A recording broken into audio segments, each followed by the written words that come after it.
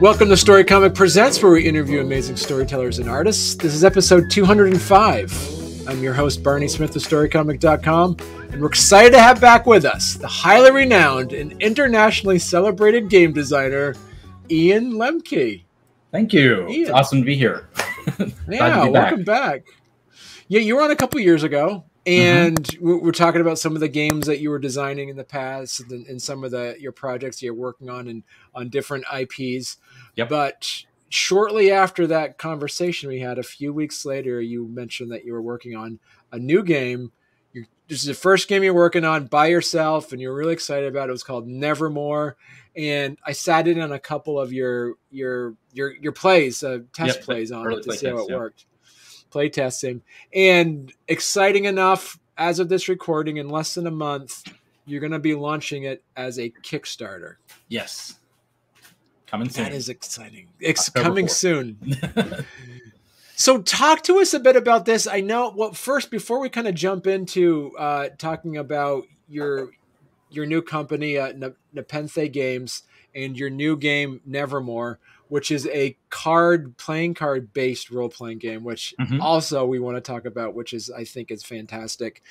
Can you give a little people some background for those that weren't here 2 years ago, a little bit about how you kind of got into game design?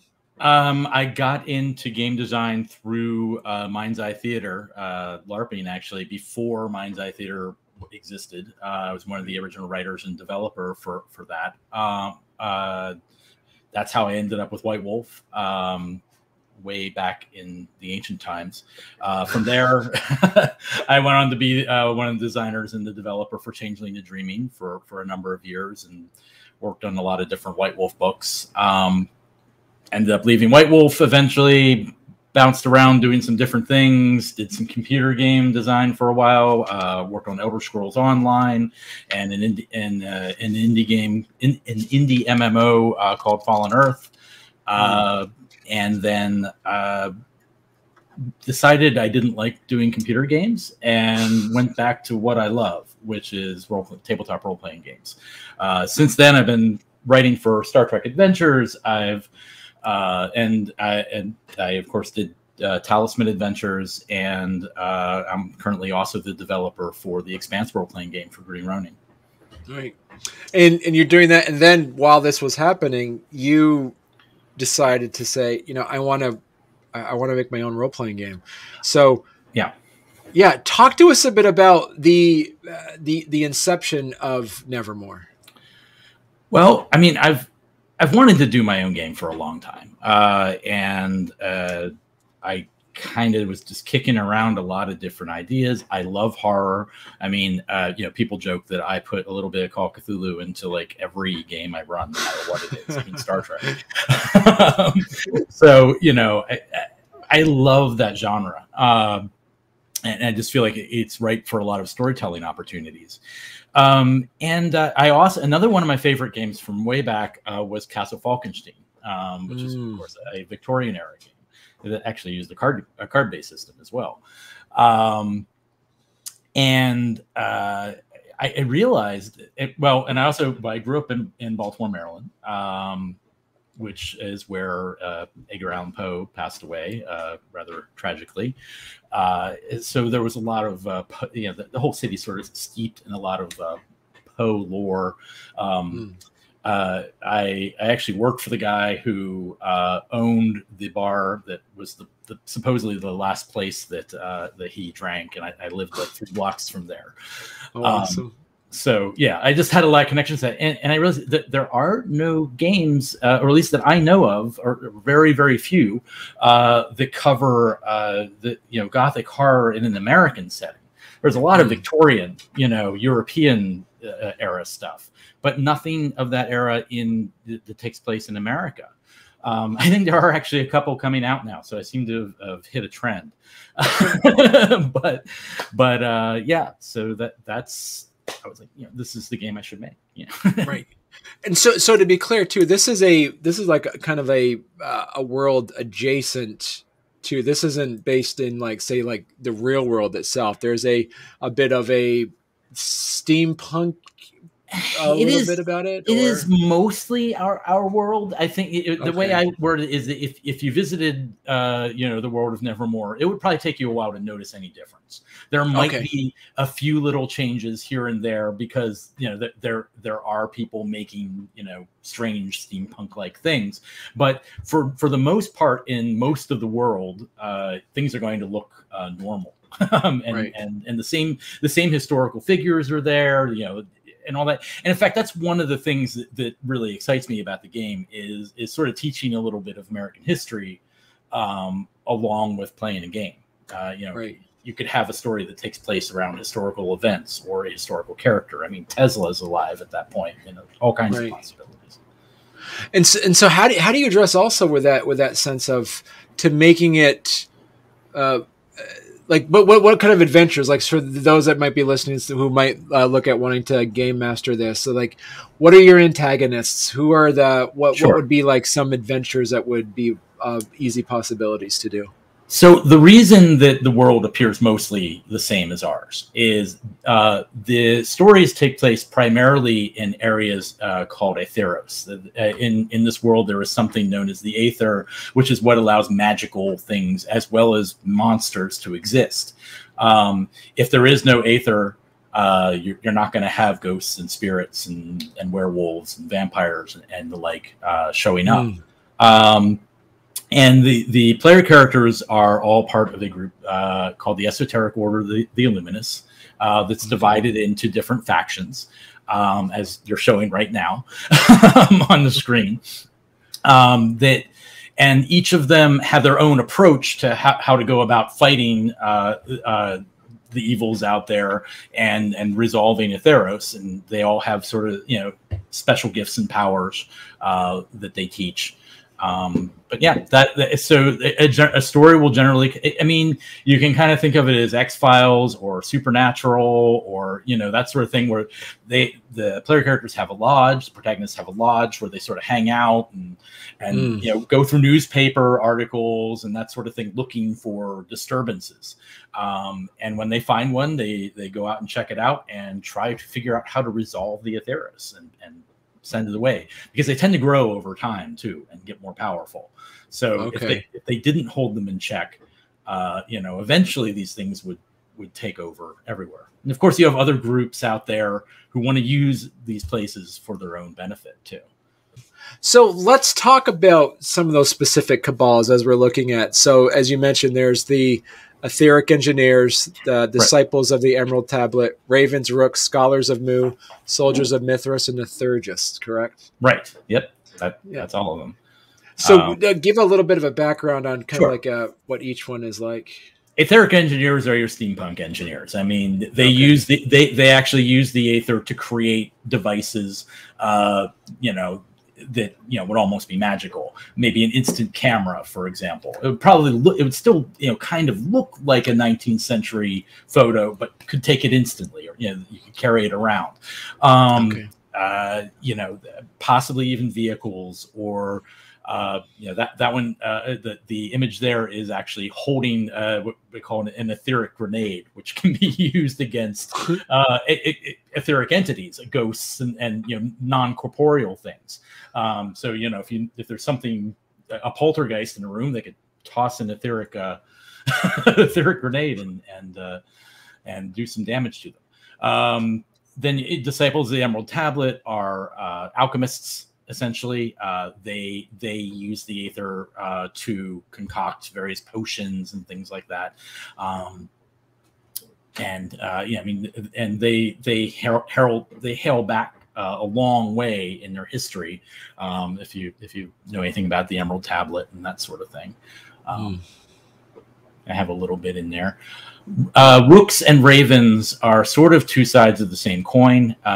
But the Ravens deal with the upper class. Their thing is basically getting things done and clearing the way. If you end up having to do something that's illegal and you have to deal with the local sheriff, the Raven's the one to, you know, smooth things over or get you into a place that you might not otherwise be able to get into, you know, bypassing the authorities, that sort of thing. And they have a power called Whispers that allows them to do different things of not quite controlling people, but powers of suggestion and that sort of thing. Whoops. Or on the other side of that, deal with the underworld. And their powers are more, you know, powers of shadow and stealth and that sort of thing. Who's next? The Scholars of Mu. Scholars of Mu, hailing from the ancient lost island of Mu. The Scholars of Mu are scholars, and they're exceptionally good at figuring out things and finding information. One of their things is, I mean, if they're going into a library looking for a particular book, rather than having to spend hours looking through the library, they can find it immediately. They can just, there it is. They're also helpful in resolving an Etheros. They can do it a little easier. They can figure out what needs to be done to end this situation easier than others. Okay. They're your paladins, your fighters. the soldiers of Mithras are, you know, go in, kill it in any way possible. And they have abilities that allow them to defend and physically attack etheric entities. So yeah.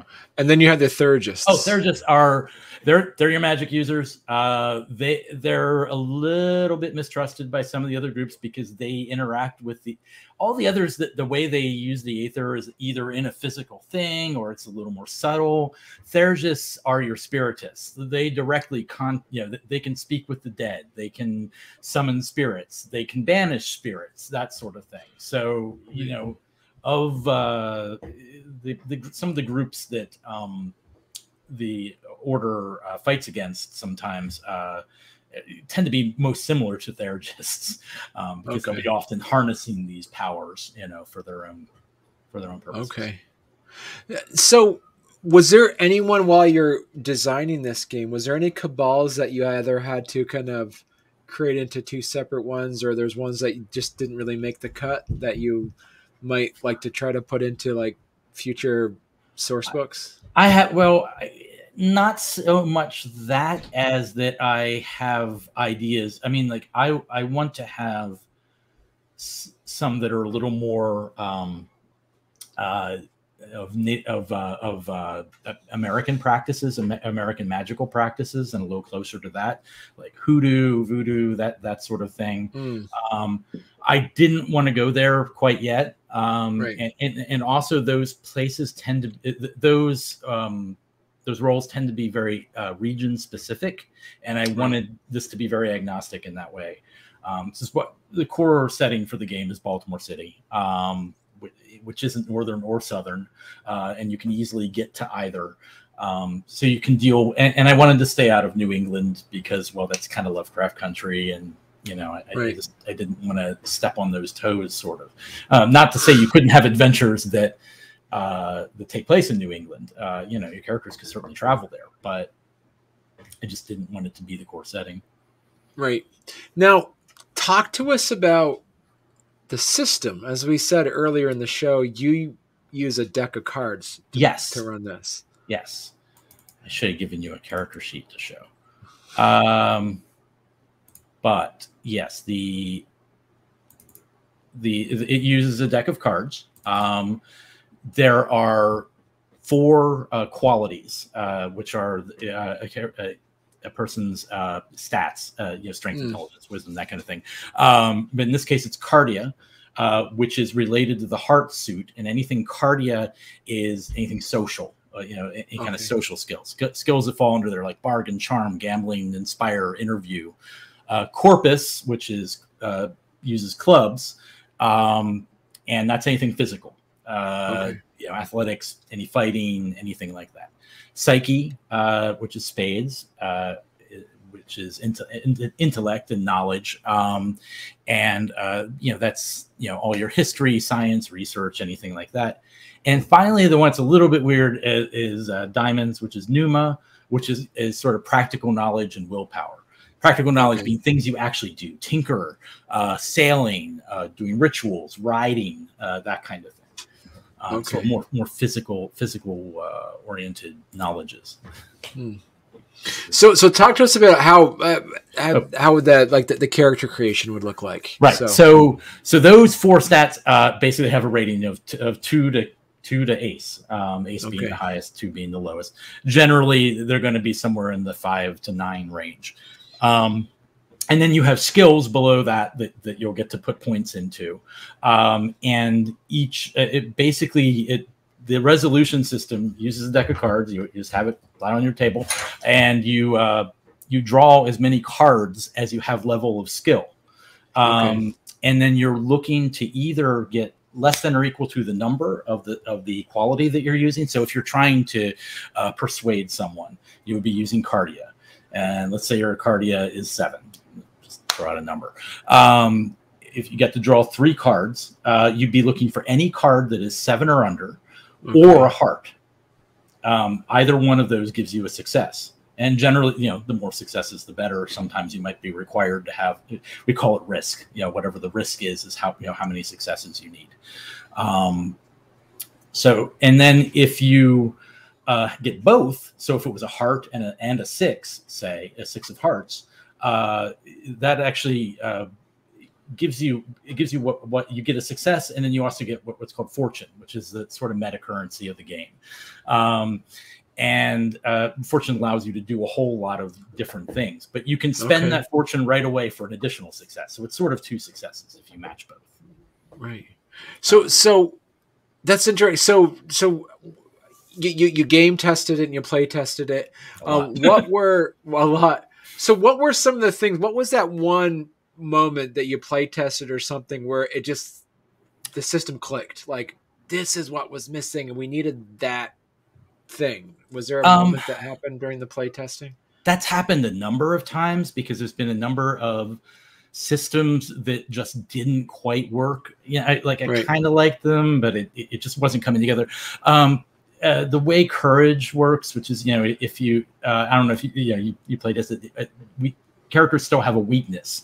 So how they react to horror, how an individual character reacts to horror is more personal in this game. And because when you start to react to it, what happens to you, what you do is based on your weakness. If you're cowardly, you're going to want to get away from things and not fight, so on. If you're melancholy is your weakness, you'll just sort of start getting ennui and not caring about things. But they also have, depending on where you are in that track, they can actually have bonuses too. Cowardly can, if you're suffering from cowardliness, you can get a bonus to dodging and escaping. If you're melancholy, you stop taking. You stop losing courage, as fast, because it's like, screw it, I don't care. But yeah, that system went through multiple iterations where it's just like, originally it was that you gain, it wasn't fear. I can't even remember what the heck it was now, but basically you gain points in it, and the more points you gain, the worse off you were. And then you also have a stat called grit, which is kind of your hit points and such, and that you lose. And gaining one and losing the other was just complicated. So I changed it to courage, and so now you lose courage and you lose grit. And they kind of work the same way. So once you know how one works, you know how the other works, more or less. It's easier for players to understand too. And talk about like character progression. How would a player, if you're running a campaign and not just a one shot, talk about how the character progression would work in this? So I mean, it pretty straightforward in that you're based on the difficulty length of the adventure, you'll get a certain number of points that will then allow you to, you could save them up if you want to raise something difficult to raise, like raising a quality isn't going to be easy. Or you could use it to raise skills. Buying a new skill, whereas or like raising a 1 to a 2 be fairly easy. Raising a 4 to a 5, which is the max, would be more difficult. Oh, the other thing, one of the fun parts of that isn't, you can't spend XP on, but does change over time, is your resistance to certain types of horror. You have something called hardening, and it depends on what type of horror you're experiencing, is what your defense is. And you basically, just like doing a skill check, you draw a number of cards equal to your level of hardening. So if you witness a horrible murder, that would be violence. If it's a terrifying ghost, it would be horror. If you lose something or someone important to you, it's loss. A good friend gets killed or something. But the problem is, and those go up the more often you encounter them. They can increase, but if they start getting too high, there are negative effects as well. So you might be really resistant to something, but you have some penalties because if you're completely immune to violence, you're just, that changes who you are. It's someone who's seen too much. So we have a little bit of that element in there too. So characters will change over time, depending. Like I said, it's not an experience thing, but it's something that would change during the course of a campaign. Right. And as you mentioned, like, you've been always a fan of like supernatural horror and stuff. Do you have any like unique Lemke-esque creatures in this game? I mean, that's a great question, and I probably should, but I don't really, because I went mostly with a lot of stuff that you find in Gothic horror literature. Right. We don't have a lot. I don't have a lot of completely made up monsters or whatnot, because I wanted it to have that feel. The other thing is, in this world, the Gothic horror writers exist or existed. They wrote their books, and the Esoteric Order of the Illuminists kind of considers them to be prophets, and consulting a book of Poe's or Mel, whoever might give you some clues as to what's going on in the Etheros you're investigating. Oh, wow. Yeah. And so how do you address also too, is it the idea of like taking a game that is in a specific time period? How do you address some of the social norms of the time? Yeah, that's that was my first roadblock, honestly. When I first was like, I want to do this game, I was like, oh my God, that's a horrible period of history. Right. And I originally wanted to set it a little earlier. I mean, a lot of the Gothic writers were a little bit earlier, though. Fortunately for me, American Gothic actually extends to the late 1800s as well. European English Gothic tends to be a lot earlier. But I did not want to set a game prior to the Civil War or during the Civil War. That just becomes a hazard in and of itself. And And American history isn't pretty. I mean, and I address that head on in the book. And in fact, that can be part of the story because Etheros tend to appear in places where something horrible happened. Right. So these horrible tragedies can become part of the story. Of course, we want to be careful with that. But, as far as dealing with it for players, the one thing I decided is the order, the Illuminists. The Illuminists do not care who you are, where you come from, or what you look like. They care how good you are at dealing with the bad guys. Right. This order's been around for a very long time, several millennia possibly, because as long as Etheros have been appearing, the Illuminists have been there to stamp it out. And so, I think that opens up sort of a safe space for people to play whatever kind of character they want. I also explicitly say, okay, yeah, maybe there wasn't a African-American female lawyer at this time, but, it's your game, your world. Break that norm by all means. Right. I'm totally fine. That should be totally okay, and everyone should be okay with that. How much you want to play with that in your story, when interacting with people out in the world, that's kind of up to you.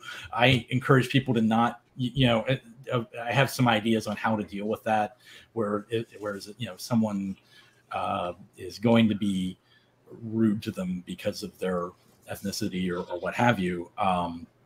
to just say the person says something rude rather than actually saying whatever they might say. Right. So yeah, it's a tightrope. It really is.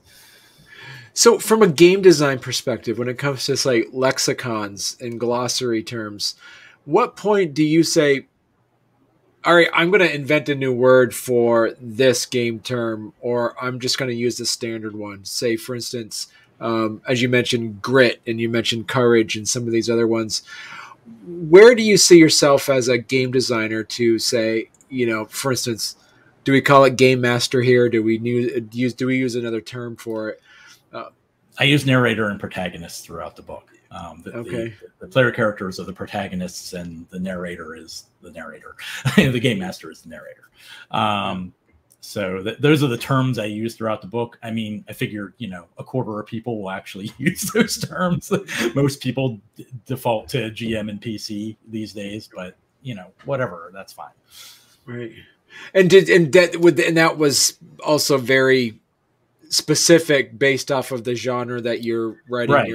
It's based on novels, right? So right. The protagonist of a story, it just felt appropriate for this. And I just feel, at least when you're reading the book, it lends a certain air to it and gives you a certain feel as you're reading through the book, rather than, player character and game master. Right.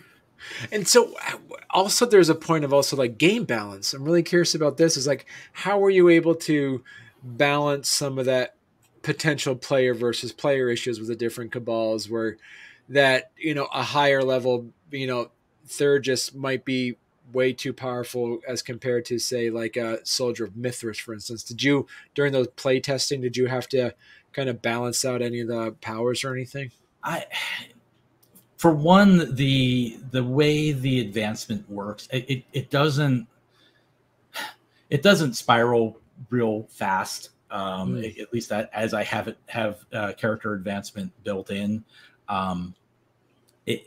So, someone playing, they're going to have a few more things be a little better here and there, maybe have a different thing that they like.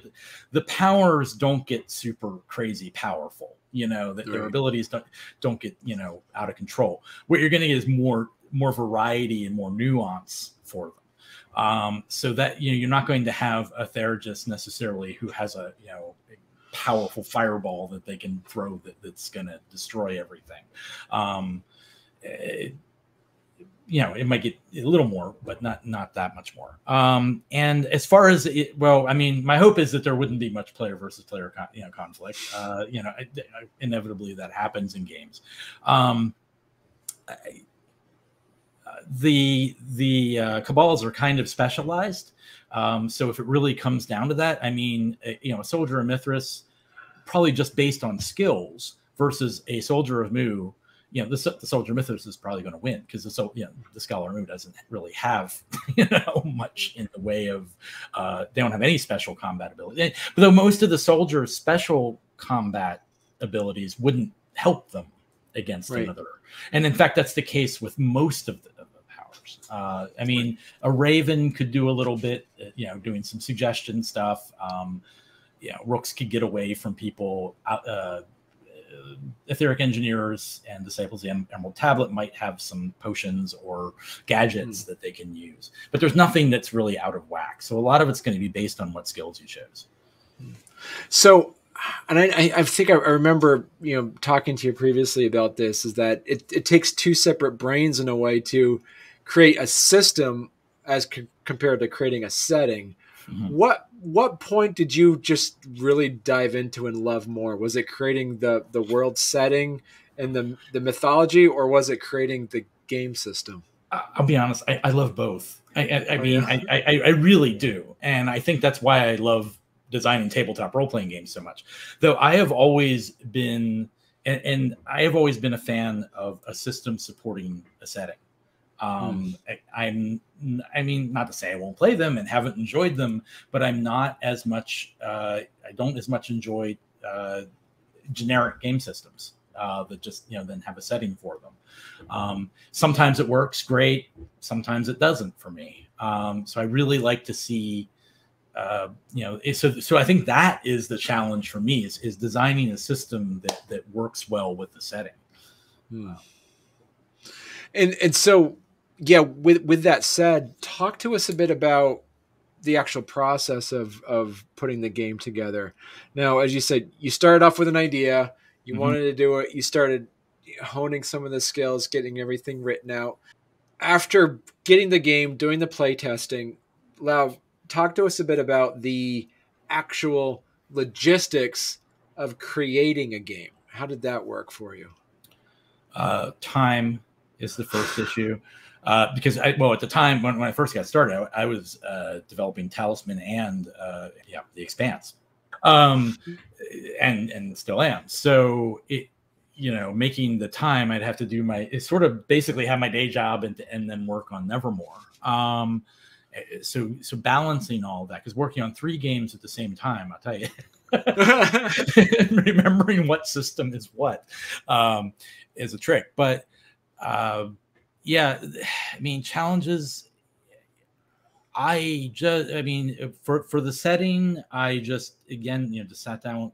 Both times I sit down with a pad of paper and just start jotting down ideas, almost making an idea board on paper. I don't tend to do it on a wall, but I'll take notebooks and just scribble for pages and pages, and then I'll sort of go back to that and flip through it and start typing stuff in from my notes that I took. When coming up with names for stuff, of course the thesaurus is your friend. I know some people say it's cheating.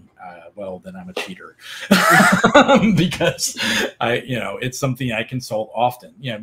Sometimes I'll come up with a term for something, but then that's a better word. That kind of thing. Right. I weirdly decided to go with the Greek for the qualities, just because it felt appropriate for the setting, and they're members of this mystical order. Characters are members of this mystical order.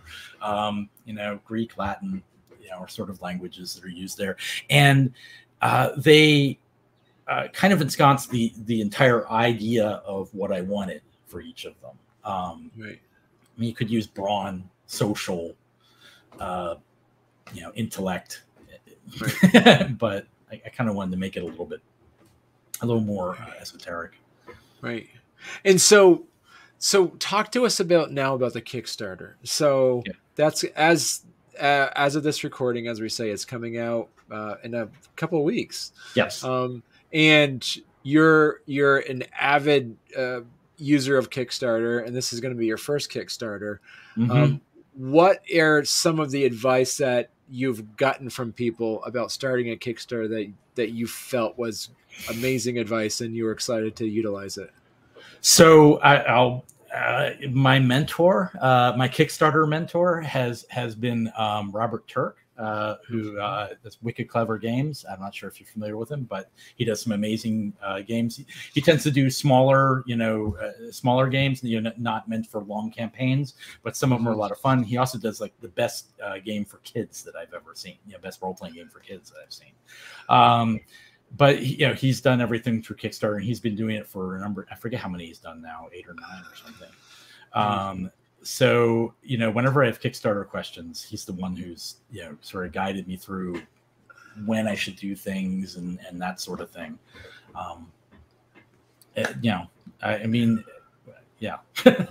So what was one thing that Robert Turk told you? They said, "Oh, Ian, definitely do this." You're like, "Really? That sounds like a great idea." Like, what is there like one piece that you really took to that you thought was a good piece of advice? Just days, when to launch. That was an important one. Also, little things like to not put your stretch goals in at first. To add them after you fund, because you want to focus on funding the Kickstarter because it has to fund.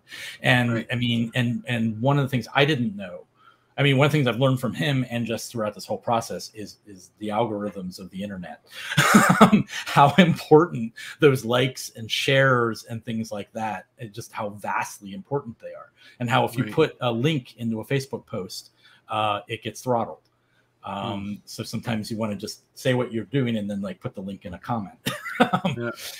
There's just so many little tricks like that I've learned in the process of doing this. And you have to fund in 2 days. If you don't fund in 2 days, Kickstarter kills you. So wow. You don't. I mean, you don't Right. not. You can still fund it eventually, Yeah. but as far as appearing, people actually seeing you out there and Right. Kickstarter promoting it. If you don't fund in the first 2 days, in the first 48 hours, you're not going to get that kind of support. Right. Wow. So Yeah, that's a good point. Yeah. Yeah. So talk to us a bit about what your tier levels are going to look like. The tier levels are going to be, just a basic a PDF version, a book version, hardcover book version. I'm doing a boon companion version where 2 books and you get a little discount for that. And then there's also going to be a couple add-ons, which I'm doing wooden nickel tokens for the Fortune and Doom for the favors, or was they? Yeah, the Fortune and Doom are the meta currency, and basically you only need 1 token for it, and it's going to be a raven on one side and a skull on the other.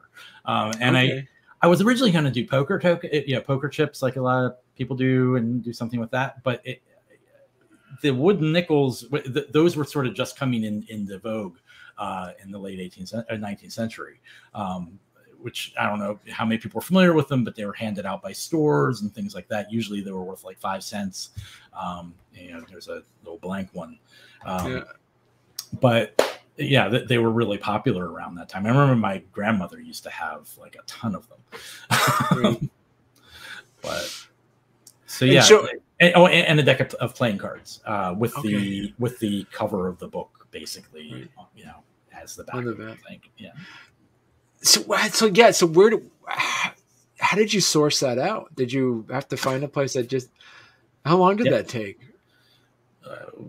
Well, with everything I looked at and everyone I talked to,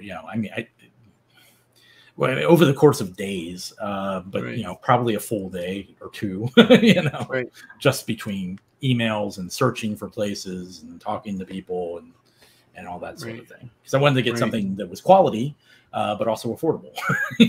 So you might have to charge too much on the add-ons. So, because with your experience of working with other publications and IPs, how did you have to start from scratch to find a publisher for the book, or like a printer for the book, or did you already know some people that you reached out to right away? I knew nothing at the beginning of this. Yeah, it's been a big. I mean, there's a lot of things I did know, about designing games and such, but at the back end of it, I haven't done a lot of that. So, that was all a learning experience. Of course, things are so in flux right now, even now with COVID, that I have a printer that I'm planning on using. That could change depending on what the circumstances are when it comes time to print. Because just one day it'll be fine, and then another day, I know from working with working as a developer for other companies, they go to print something and the print company says, "Oh, we don't have any paper. We'll get it for you in 3 months." What?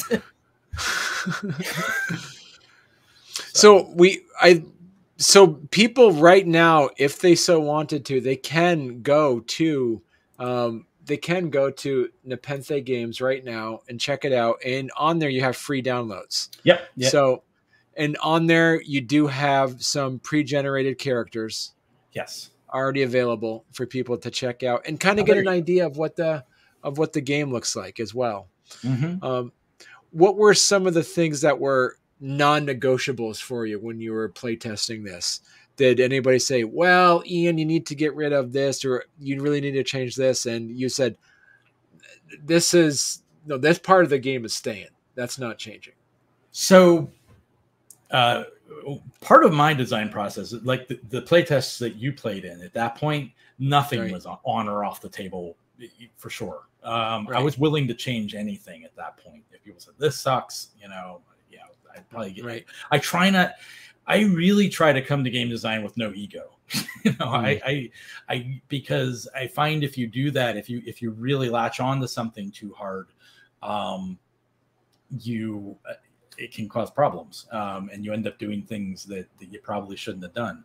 I think the idea of the cabals was sort of fundamental, having the different factions, but that kind of makes sense. As far as rules are concerned, I settled on the way the basic, I mean, there's a lot, I went over the card system. There's a lot of permutations, things that can add cards, take away cards, restrict cards, all sorts of things like that can happen during the course of the game. But the basic fundamentals of the card system, I was pretty settled on fairly quickly. Okay. Because I had to have that be stable, because if you end up changing, that basics, then everything else changes as well. Right. And so what would be your advice then for folks that are looking to design a game? You have literally over 2 decades of game design under your belt right now. What would be one piece that you wished you knew 20 years ago that you know now? Partly what I just said, to be flexible and to listen to people, really listen and prod them and try to get them to tell you what they really think, rather than just say, oh yeah, that's great. That is really important, finding out what people really enjoy. Don't go, and I probably did it even with this game, and I do it with every game, but try not to go too far down a rabbit hole with particular systems and getting too complex. The more complexity is, the harder it is going to be for people to play and stay immersed in the story. Because the important thing for me is that people are telling a story and enjoy it, and having a good time. And if your rules are too complex, they're going to be focusing on the rules and not the story. And I got to point out too for you as well, Ian, is that for those people, if you go to nepenthegames.com, and we did mention that you do have some pre-generated protagonists on there.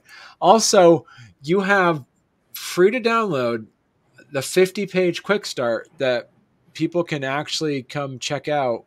Yep. As of this recording, this is available for free to give the game a try.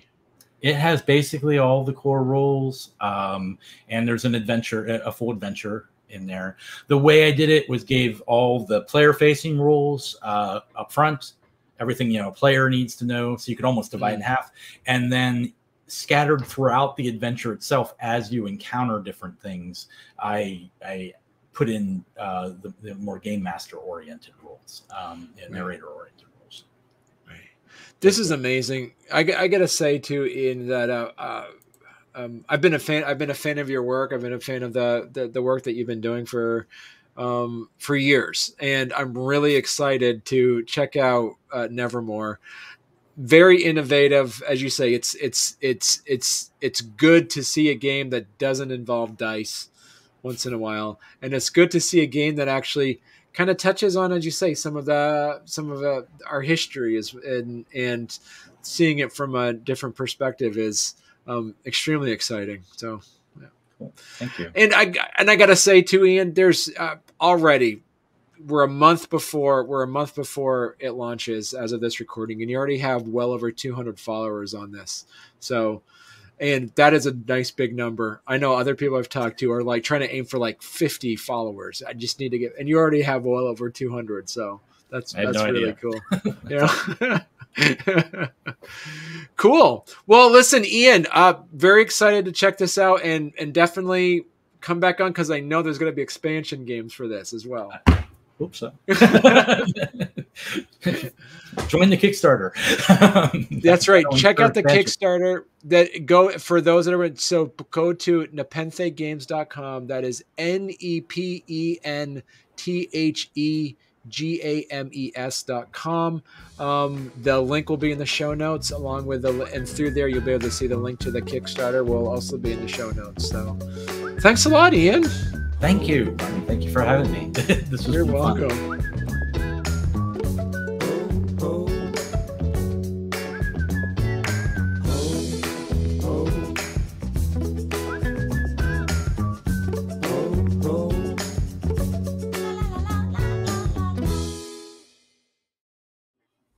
Was that kombucha? Were you drinking Yes, kombucha? it was. Yes. Yeah, good for you.